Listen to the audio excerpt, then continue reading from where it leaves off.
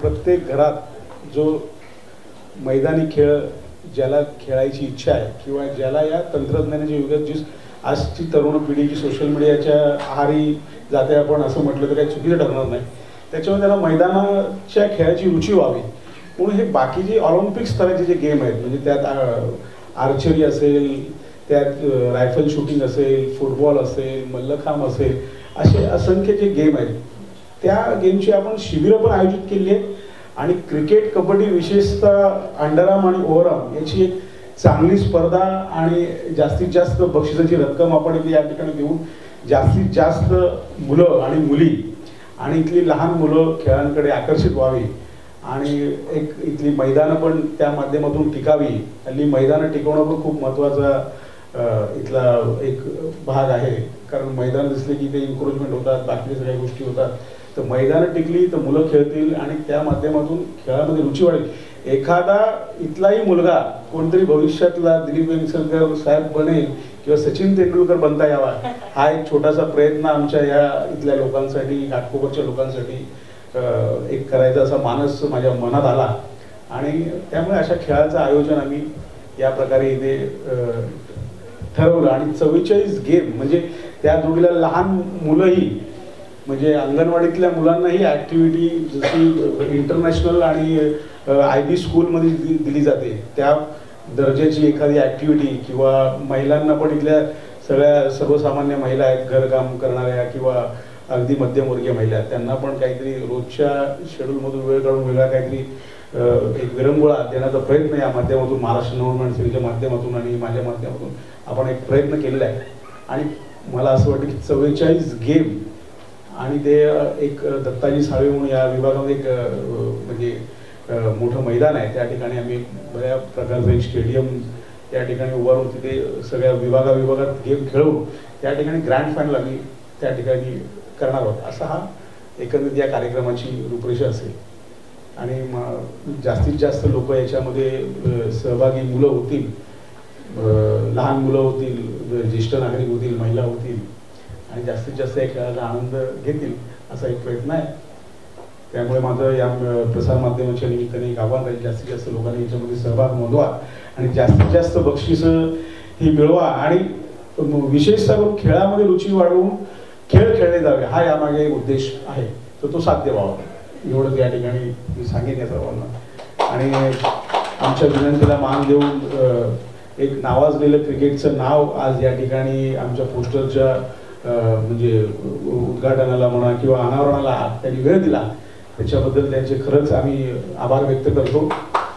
आणि माझं असं म्हणणं आहे तुमची पण सर अकॅडमी आहे, मोठं नाव आहे. माझा स्वतःचा भाचा हा अंडर-19 म्हणून खूप प्रयत्न त्यांनी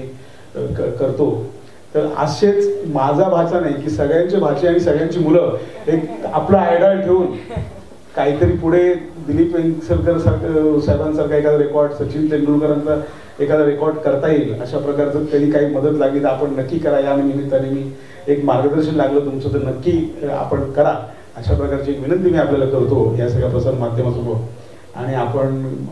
ह्याला पण उपस्थित राहा अशी आम्ही या निमित्ताने तुम्हाला विनंती करतो. धन्यवाद.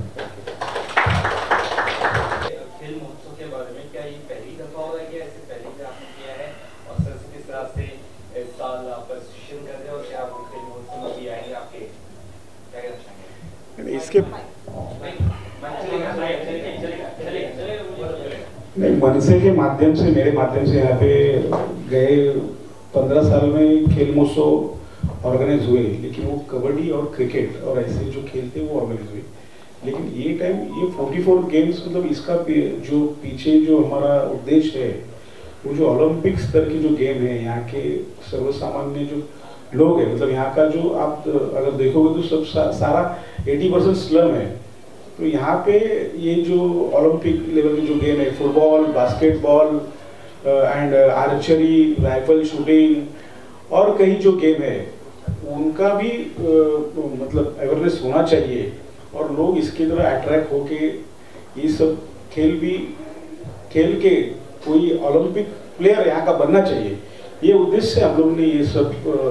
ये हमारा मानस है कि ये आयोजित हमने किया है. नहीं नहीं, जो यहाँ पे प्लेयर्स तो नहीं रहेंगे,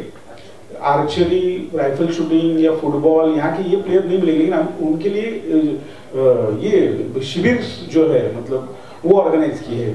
मतलब ट्रेनिंग यहाँ पे लेंगे प्लेयर्स लोग, और जिनको लगा इसमें रुचि है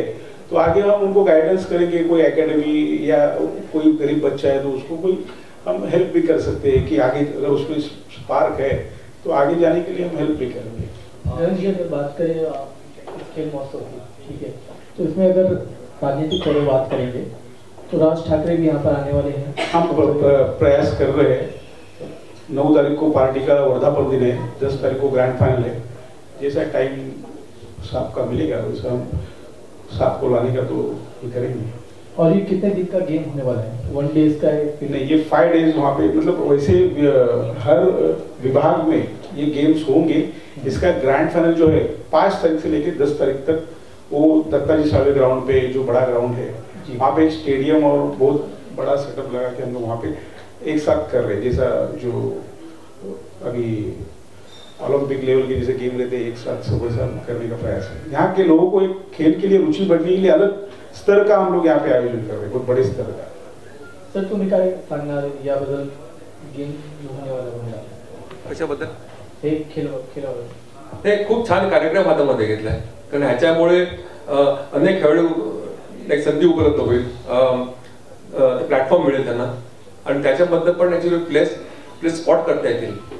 कारण समजा जर तुम्ही आपले अप्रतिम खेळाडू असतील, कारण खूप प्लेयर्स असे असतात की ते क्लबमध्ये खेळत नाहीत किंवा स्कूल कॉलेजमध्ये खेळत नाहीत, पण ते असे बाहेर येऊन खेळतात, तर त्यांना ऍक्च्युअली स्पॉट केलं आणि त्यांना पुढे आणलं तर ते मुंबईसाठी खेळू शकतील, इंडियासाठी खेळू शकतील, IPL खेळू शकतील, आणि बाकीचे जे गेम्स आहेत त्याच्याबद्दल पण ते ऍक्च्युअली पुढे खेळू शकतील, मग ऑलिम्पिक्स खेळू शकतील, एशियाड खेळू शकतील, कॉमनवेल्थ खेळू शकतील। तर ही अपेक्षा माझी आहे त्यांच्याकडनं, आणि गणेशजींनी खूप छान प्रोग्राम हातामध्ये घेतलेला आहे, त्याचे खूप खूप आभार मानतो। और तुम्हारा आपको नाम कैसा लगा भाई साहब? जिगरबाज। बहुत बढ़िया है,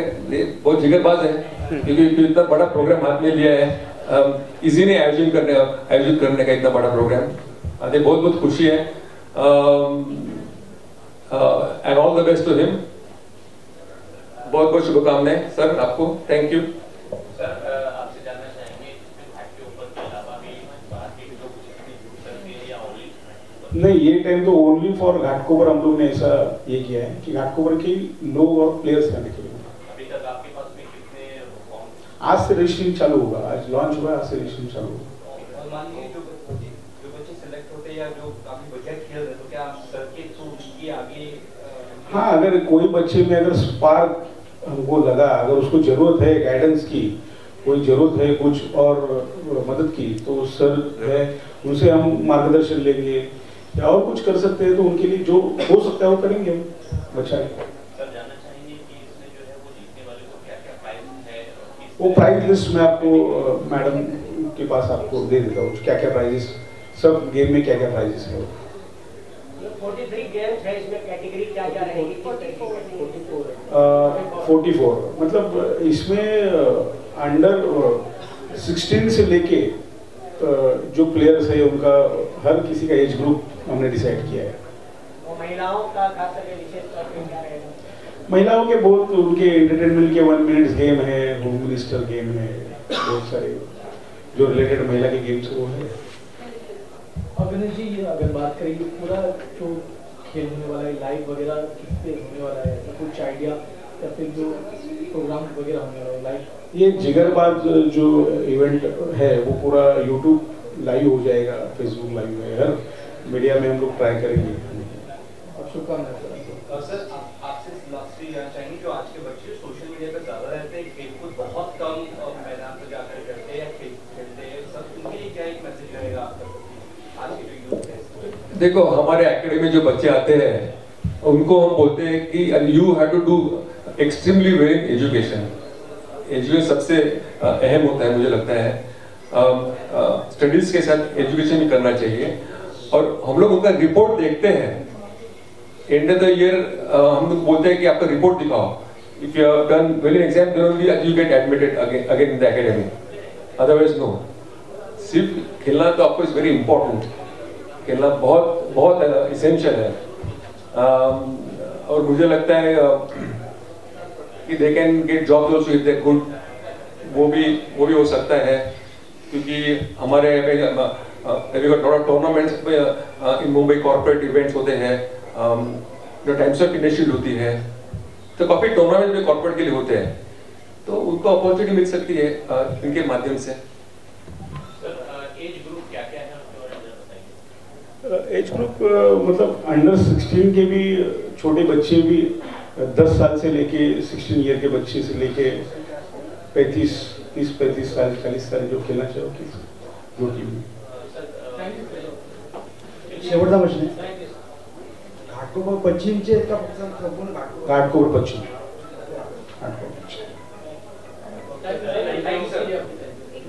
गणेश सरांच्या म्हणजे मार्गदर्शनाखाली आपण हे सगळं पाहणार आहोत, तर काय सांगू इच्छिता सर?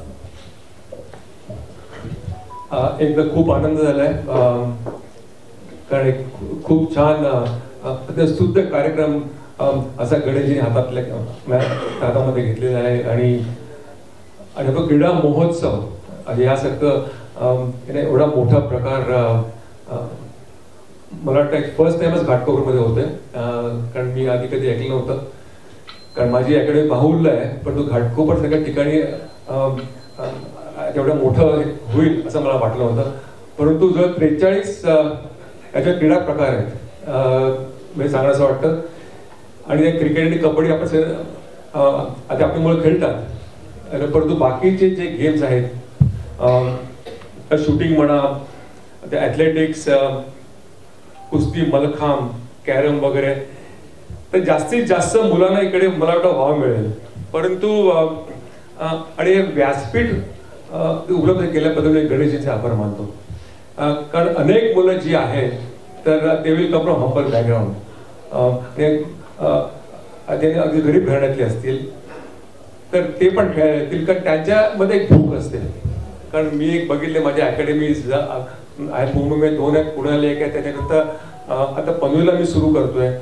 तर जी मुलं जी आमच्याकडे येतात तर ती हंबल बॅकग्राऊंड मधली असतात अगदी, आणि ती ज्यांना भूक असेल कुठून ट्रेनमधनं येतात, बसेसमधनं येतात, आणि त्यांचं एक ध्येय असतं की आपण मुंबईला खेळावं, महाराष्ट्राला खेळावं, इंडियाला खेळावं, IPL खेळावं, आणि अनेक मुलं माझ्या अकॅडमीमध्ये खेळलेली आहेत, तर मला वाटतं की हे व्यासपीठ खूप मोठं आहे, आणि 43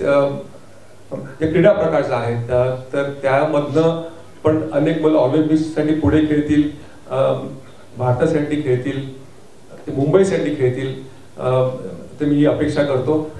आणि आपल्याला काही जर माझ्याकडनं जर तुम्हाला जर काय अपेक्षा असेल तर मी आहेच, नेहमी तुम्हाला जर मदत करायला तयार आहेच, परंतु ह्याच्याबद्दल एक आणखी सांगावं वाटतं की ओपन स्पेसेस ज्या मुंबईमध्ये आहेत तर आपण ह्या ऍक्टिव्हिटी शिवाय नाहीत, तर हे सगळे एन्करेजमेंट हवं, कारण ओव्हल मैदानावरती मी जेव्हा माझी पहिली अकॅडमी सुरू केली